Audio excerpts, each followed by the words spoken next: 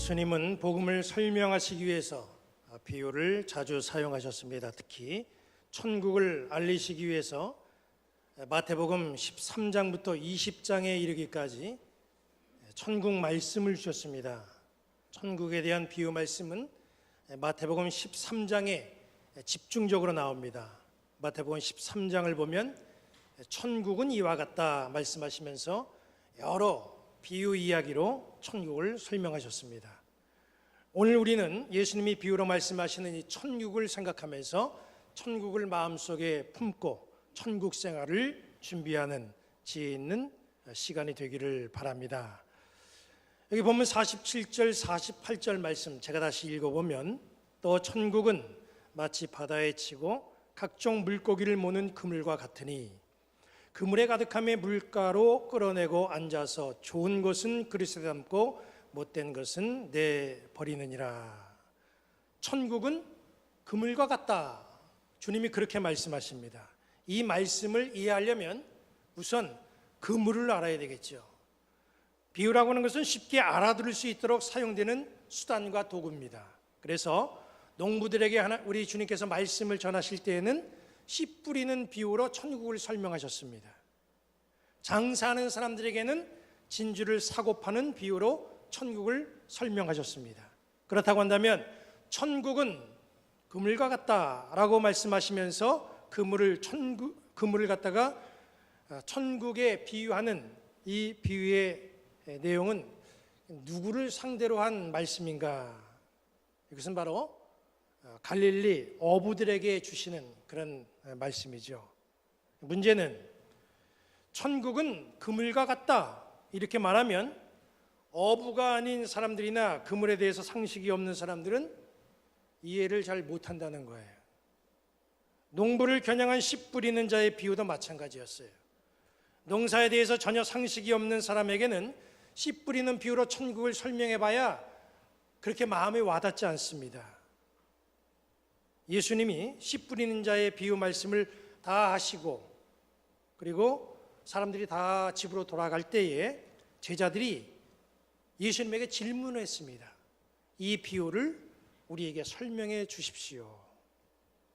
비유를 열심히 알아듣기 설명을 했는데, 천국을 설명했는데 제자들은 못 알아듣겠다는 거예요. 그것은 왜냐하면 제자들은 농사에 대해서 지식이 없는 그런 부분들이 있었기 때문에 그래요. 예수님의 제자 중에는 어부들도 있고 세리도 있고 아주 직업이 다양했습니다. 이 사람들에게는 씨 뿌리는 비유가 천국을 설명하는 데 있어서 오히려 더 어려울 수가 있고 혼돈이 올 수가 있다는 것이죠. 여기 본문의 비유 말씀도 거의 마찬가지입니다. 천국은 그물과 같다 말씀이 그렇게 나와 있는데, 이 말씀을 듣고 그물에 대해서 한번 보지도 못한 사람, 그물에 대한 상식이 없고 바닷가나 강가에 살아보지 않은 그런 사람들, 이런 사람들은 사실은 이 비유를 이해하기가 힘들다는 거죠. 오늘 말씀의 이해를 돕기 위해서 그래서 말씀의 도구로 등장한 그물을 먼저 여러분들에게 보여드립니다. 그물의 종류는 여럿이에요. 화면을 보시면 투망이라고 하는 그물이 있습니다. 투망은 배에서 던지기도 하고 물가에서 던지기도 합니다. 이렇게 던져서 물고기를 포획하는 거죠. 그 다음에 보시는 화면은 그물 중에 세겹 그물이 있는데, 보시는 화면이 바로 그 세겹 그물입니다. 또 화면을 보시면 예인망 그물이 있어요. 이 그물을 다른 말로 후릿 그물이다 또 이렇게도 말합니다. 그 밖에 저인망, 통발, 그물의 종류가 상당히 많습니다. 오늘 말씀을 이해하기 위해서 그 당시 그물로 고기를 잡았던 이 갈릴리 호수, 이 호수를 우리가 먼저 봐야 됩니다. 화면에 보시면 헐몬산에서 내려오는 그런 물이 텔단을 거쳐서 요단강을 형성하고 그 요단강 물이 모여서 갈릴리 호수를 만들었어요. 갈릴리 호수는 남북의 길이가 21km입니다. 우리 교회에서 인천공항 정도까지의 거리예요. 동서의 길이는 12km. 우리 교회에서 청라지구 정도까지의 거리입니다. 수심을 보면 제일 깊은 곳이 44m라고 하니까 꽤 깊은 호수입니다. 역사가 요세푸스의 기록에 의하면 예수님 당시에 이 갈릴리 호수에서 한 250척 정도의 배가 고기를 잡았다고 그래요. 어부들은 지리적인 환경에 따라서 고기를 잡는 방법이 다 제각각입니다. 바다에서 잡는 방법, 강에서 잡는 방법, 호수에서 잡는 방법이 다 달라요. 또 잡으려고 하는 어종이 뭐냐에 따라서 사용되는 도구도 다릅니다. 낚시를 사용할 때도 있고 그물을 사용할 때도 있고 심지어 작사를 사용할 때도 있습니다. 또 어떤 낚시를 어떤 그물을 사용해야 될지 이것도 때에 따라서 다 다릅니다. 오늘 우리가 이 그물과 고기잡이에 대해서 자세히 살펴보는 그 이유는 천국은 마치 바다에 치고 각종 물고기를 모는 그물과 같다는 예수님의 말씀 때문에 그런 거예요. 말씀드린 것처럼 그물에는 종류가 상당히 많습니다. 갈릴리에서 주로 사용하는 그물은 어떤 그물이냐면 투망과 세겹 그물이에요. 호수나 강에서는 주로 이런 고기잡이 방식을 사용해요. 마태복음 4장 18절은 이렇게 말씀하고 있죠. 갈릴리 해변에 다니시다가 두 형제 곧 베드로라 하는 시몬과 그의 형제 안드레가 바다에 그물 던지는 것을 보시니 그들은 어부라. 바다에 그물을 던졌다. 이 표현은 투망을 사용했다 이런 뜻이에요. 던져서 잡는 그물, 투망이라는 거죠. 누가복음 5장 4절 5절을 보면 말씀을 마치시고 시몬에게 이르시되 깊은 데로 가서 그물을 내려 고기를 잡으라. 시몬이 대답하여 이르되 선생님 우리들이 밤이 새도록 수고하였으되 잡은 것이 없지만은 말씀에 의지하여 내가 그물을 내리리이다. 여기서는 그물을 내렸다고 그래요. 이것은 곧 세겹 그물, 이것을 말하는 겁니다. 호수나 강가에 이 세겹 그물을 깔아 놓으면 고기들이 이제 그 그물에 걸리는 거예요. 그물을 놓고 일정한 시간이 지난 다음에 그물을 걷어들이면 거기에 잡힌 고기들이 나옵니다. 그렇다고 한다면 오늘 이 본문에서 말씀하고 있는 천국에 비유한 이 그물은 이런 많은 종류의 그물 가운데 어떤 그물일까요? 화면에 보시는 예인망, 후릿 그물을 말하는 겁니다. 이 후릿 그물은 길이가 한 250에서 300m이고 높이는 가장자리가 한 3, 4m, 중앙 부분은 높으면 8m 정도가 된다고 합니다. 우리나라 서해안에서도 이 후릿 그물을 많이 사용합니다. 이 그물로 해변을 향해서 넓은 지역에 그물을 치고 그리고 여러 명이 그물을 잡고 해안가로 훑어내는 거예요. 그렇게 해서 그물을 해안으로 거두어 올리면 그 안에는 여러 가지 각종 물고기가 걸려 있는 거죠. 그리고 그 중에서 필요한 것을 담는 거예요. 갈릴리 호수에는 수십 종의 물고기가 서식하는데 잡힌 모든 물고기가 다 소용되는 건 아닙니다. 본문에도 보니까 그물에 고기가 가득 잡혔는데 좋은 것과 못된 것으로 선별이 되는 거예요. 그래서 보면 좋은 것은 그릇에 담고 못된 것은 내버립니다. 그럼 우리가 생각해야 될 것은 그럼 그 많은 고기 가운데 좋은 고기는 뭐고 나쁜 고기, 못된 고기는 어떤 고기일까? 좋고 나쁨의 기준이 무엇이냐라고 하는 생각을 우리는 가져볼 수가 있습니다. 그릇에 담을 수 있는 이 기준, 좋고 나쁨에 대한 이 기준을 우리가 알아야 되는데 어느 나라에는요 잡힌 고기가 일정한 크기를 넘지 못하면 그 고기는 법적으로 놔줘야 됩니다. 그렇다고 한다면 좋고 나쁨이 크고 작음에 있는 건가? 그게 기준일까? 또 이런 생각을 가질 수가 있죠. 물고기 중에는 잘 팔리는 물고기가 있고 잘 팔리지 않는 물고기가 있습니다. 잘 팔리는 고기는 좋은 고기, 잘 팔리지 않는 고기는 나쁜 고기입니까? 어떤 고기는 물고기가 굉장히 비싸요. 또 어떤 물고기는 큰데도 그렇게 고기값이 나가지가 않습니다. 그러면 비싼 물고기는 좋은 고기요? 값이 싼 고기는 나쁜 고기입니까? 무엇이 좋고 나쁨의 기준이 되는 겁니까? 유대인들에게는 좋은 고기와 나쁜 고기에 대한 기준이 있어요. 그 선별의 기준이 뚜렷합니다. 레위기 11장 9절 10절을 보면 이렇게 말씀하고 있습니다. 물에 있는 모든 것 중에서 너희가 먹을 만한 것은 이것이니 강과 바다와 다른 물에 있는 모든 것 중에서 지느러미와 비늘 있는 것은 너희가 먹되 물에서 움직이는 모든 것과 물에서 사는 모든 것, 곧 강과 바다에 있는 것으로서 지느러미와 비늘 없는 모든 것은 너희에게 가증한 것이라. 유대인들은 물고기의 좋고 나쁨의 기준을 율법에 두고 있습니다. 율법에는 지느러미와 비늘이 있으면 좋은 고기요, 지느러미가 없고 비늘이 없는 물고기는 나쁜 물고기다, 그렇게 규정하고 있습니다. 다시 말씀드려서 말씀의 규격에 맞느냐 아니냐, 이게 좋고 나쁨의 기준이었다는 거예요. 이 비유의 핵심이 뭐냐 하면 천국에 들어가는 거지요. 우리가 어떻게 천국에 들어갈 수 있는가? 이 비유는 우리에게 말씀하고 있습니다.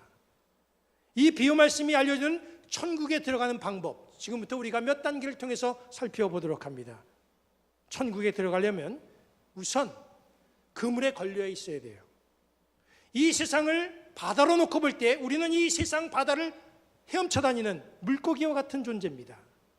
그런데 세상을 이리저리 헤엄치던 우리가 어느 순간에 천국 그물에 걸려서 지금 여기 나와 앉아 있는 거예요. 여러분뿐만 아니라 이 시간 전 세계적으로 예배하는 모든 신앙인들 수십억에 해당되는 그 사람들이 천국 그물에 걸려가지고 예배하고 있습니다. 여기 앉아있는 우리는 천국 그물에 다 걸린 사람들이에요. 시간이 지나면 우리는 무트로 끌어올려줘야 됩니다. 그런데 천국 그물에 걸렸다고 이게 전부가 아닙니다. 천국에 들어가려고 한다면 그물에 걸린 우리가 무트로 끌어올려질 때까지 그물에 잘 걸려 있어야 돼요. 그물에 잡힌 고기는 100% 다 무트로 올라오는 게 아니더라고요. 더러는 그물을 빠져나가는 고기들이 있습니다. 그물을 빠져나가는 데는 두 가지 이유예요. 하나는 아주 자기가 빠져나가려고 몸부림치다가 결국엔 그물을 빠져나갑니다. 왜 빠져나가려고 몸부림칩니까? 그물 밖이 살 길이라고 여기기 때문이죠.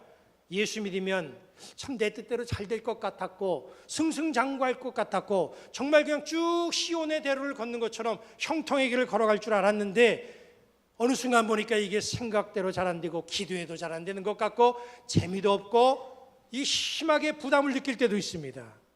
그래서 야 이거 안 되겠다, 빠져나가야 되겠다, 몸부림 치다가 그물을 벗어나는 경우가 있다는 거예요.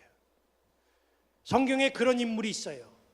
디모데후서 4장 10절 전반부를 보면 이렇게 말씀합니다. 데마는 이 세상을 사랑하여 나를 버리고 데살로니가로 가고, 바울을 도와서 선교 사역을 잘 감당하던 이 데마라고 하는 사람이 바울이 감옥에 갇히게 되니까 나 이제 세상으로 향한다 하고 예수 그물을 벗어나서 세상 바다로 빠져나가 버렸어요. 내가 전도한 사람이 그래도 교회를 잘 정착하고 교회를 잘 다닐 줄 알았는데 어느 날 교회를 떠나는 경우가 있습니다. 그물에 걸렸다고 해도요, 몸부림치면 빠져나가는 사람이 있어요. 그물을 빠져나가는 또 하나의 이유가 뭐냐 하면 그물이 허술하면 빠져나갑니다. 그물이 풀려 있다거나 구멍이 나 있으면 이건 뭐 물고기가 몸부림치거나 애를 쓸 것도 없이 자기도 모르는 사이에 빠져나가게 됩니다. 그런 경우는 그물 관리를 잘못했기 때문이죠. 교회에 새로 등록하면 먼저 믿는 사람들이 촘촘한 그물이 되어가지고 새신자들을 잘 보듬어야 되는데 이게 부족하면요, 그물에 걸려도 교회를 나왔다가 다 빠져나가 버립니다. 그물은 틈이 보이면 안 돼요.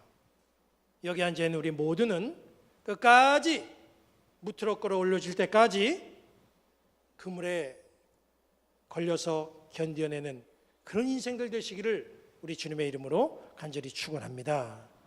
마지막 세 번째로, 그물에 들어가기 위해, 천국에 들어가기 위해서는 가장 중요한 부분이 있는데 그게 뭐냐면 그물에 걸려서 용케 빠져나가지 않고 무트로 이렇게 끌어올려져 있다고 해도 그릇에 담겨져야 된다는 거죠. 여기 말씀 보니까 무트로 끌어올려진 고기들은 선별 작업에 들어갑니다. 선별 기준이 뭐였어요? 이게 좋은 고기, 나쁜 고기 아니에요. 그러면 좋고 나쁨이 어디 있는 걸까? 교회 오래 다닌 게 이게 좋고 나쁨의 기준인가? 목사 장로는 그냥 뭐 볼 것 없이 그릇에 담겨지고 직분이 없는 분들은 그냥 나는 정말 이게 그릇에 담겨질 수 있을까? 마음 조려해야 되나요? 뭐 세상에서 신앙생활하면서 어떤 회장 자리, 감독 자리를 지낸 사람은 이거 뭐 검토할 것도 없이 그릇에 담겨지고 이름 없이 빚도 없이 섬긴 그런 사람들은 이 자격에 문제가 되는 겁니까? 큰 교회 목사나 성도는 그릇에 잘 담겨지고 작은 교회, 어려운 교회 목사 성도들은 이게 힘들 수가 있는 문제입니까? 무트로 끌어올려진 고기를 선별하는 기준을 보니까 크고 작음에 있지 않더라고요. 화려한 색깔에 있는 것도 아닙니다. 바로 말씀이 기준이었다는 거예요. 천국에 들어가는 기준이 사람의 크고 작음에 있지 않습니다. 세상에서 누렸던 인기나 명예가 기준이 아니에요. 말씀으로 나의 몸이 만들어져 있어야만 천국 그릇에 담겨질 수 있다는 거예요. 여기 비유 말씀을 끝내신 예수님께서 49절, 50절에 이렇게 말씀하셨어요. 세상 끝에도 이러하리라. 천사들이 와서 의인 중에서 악인을 갈라내어 풀무불에 던져 넣으리니 거기서 울며 이를 갈리라. 세상 끝에, 이 말은 내가 그물에 걸려서 무트로 올라왔을 때를 말하는 겁니다. 내가 이 세상을 떠날 때를 말하는 거죠. 무트로 올려진 그 상태 속에서 세 가지 상황이 벌어진다 그랬어요. 첫 번째 상황이 어떤 상황입니까? 천사가 찾아옵니다. 천사가 찾아오는 상황이 벌어져요. 왜 천사가 찾아옵니까? 선별하기 위해서 찾아오는 거예요. 내가 천국 그릇에 담겨져야 될지 버려져야 될지 천사는 선별하기 위해서 나를 찾아옵니다. 저는 목회하면서 임종을 앞둔 사람들의 모습을 참 많이 봐왔어요. 세상을 살 때 가만히 그 사람 보면 저 사람은 신앙인데 저렇게 혈기가 있고 왜 저 사람 저렇게 화를 잘 내고 저렇게 인생을 살아간가? 왜 얼굴이 맨날 저런가? 했는데 임종할 때 보니까 이 사람이 전혀 다른 모습이에요. 아주 편안한 얼굴로 세상을 떠나는 그런 사람의 모습을 제가 볼 수 있었어요. 반면에 세상을 살 때는 늘 웃어요. 얼마나 그 얼굴이 편안한 모습인지 몰라요. 늘 행복해 보여요. 그런데 그런 사람이 임종할 때 보니까 눈빛이 겁에 질려 있고 이를 악물고 그리고 세상을 떠나는 그런 안타까운 사람의 모습을 제가 보았습니다. 그런 모습을 보고 이 인생은 천국 그릇에 담겨진 인생이구나. 이 인생은 못 담겨진 인생이구나. 제가 그걸 눈으로 확인할 수 있었습니다. 천사는 나를 선별하기 위해서 찾아온다고 하는 사실, 여러분들이 꼭 신앙생활하면서 기억하시기를 바랍니다. 여기 두 번째 보니까 어떤 상황이 무트로 올라왔을 때에 벌어지는가 봤더니 의인 중에서 악인을 갈라내는 그런 일이 벌어집니다. 이 말이 뭐예요? 의인 중에 악인이 섞여 있다는 거예요. 지금까지 한평생을 살면서 의인도 아니면서 악인이 의인 틈바구니에 있었던 거예요. 그래서 많은 사람들이 그 사람을 볼 때 그 사람을 의인으로 봤던 거예요. 겉모습을 보니까 너무 의로워요. 행하는 모든 삶을 보니까 의롭게 행동해요. 그런데 이게 웬일입니까? 그렇게 해서 의인팀에 쭉 숨고 살아왔는데 마지막 때 천사가 와서 그 사람을 딱 집어서 저쪽으로 내버리더라는 거예요. 의롭지 않으면서 의로운 척하는 그런 사람들이 상당히 있습니다.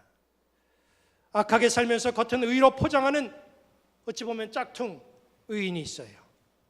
이런 사람들 마지막 때에 천사가 골라낸다는 거예요. 세 번째로 무트로 올라온 우리의 상황 앞에 어떤 일이 벌어집니까? 천사가 요 골라낸 짝퉁 의인, 요 악인을 풀무불에 집어 던진다는 거죠. 의롭지도 않으면서 의로 포장하면 굉장히 위험합니다. 그런데 사람들은 자꾸 자기 자신을 의로 포장하기를 좋아해요. 그렇게 사는 게 살아가는 좋은 방법인 줄 알아요. 그러나 우리 성도들은 인생을 살아가면 그렇게 힘들고 어렵게 살지 마시기 바랍니다. 인생을 의로 포장하려고 하지 마시고 말씀으로 다져가는 성도들이 되시기를 바랍니다. 그래야 천국 그릇에 담겨지는 거예요. 우리가 사는 인생 바다에 수많은 종류의 사람들이 살아가고 있는데 우리는 다행스럽게 다 천국 그물에 걸렸어요. 그렇게 해서 무트로 끌어올려졌는데 마지막 끝에 천사가 나를 천국 그릇에 담지 않는다고 한다면 이게 얼마나 허무한 인생입니까? 기껏 그물에 잡혀가지고 무트로까지 끌어올려졌는데 거기서 버림받으면 우리의 인생이 어찌 되는 거예요? 간절히 바라기는 여기 앉아있는 우리 모두는 말씀으로 신앙생활하면서 몸을 잘 만들어 가시기를 바랍니다. 그래서 우리의 인생이 끝나고 나의 모습이 천사 앞에 섰을 때에 다 나고자 없이 천국 그릇에 담겨지는 좋은 것들이 되시기를 우리 주님의 이름으로 간절히 축원합니다.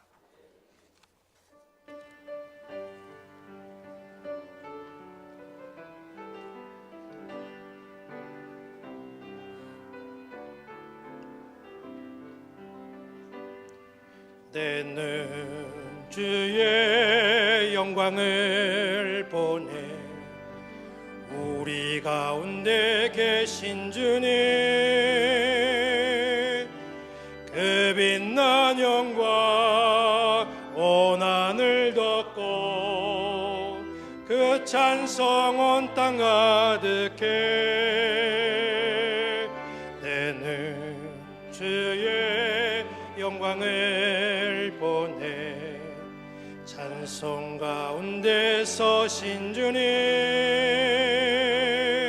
주님의 얼굴을 온 세상 향하네 권능의 팔을 드셨네 주의 영광 이곳에 가득해 우린 손에 주님과 함께 찬양하며 우리는 전진하리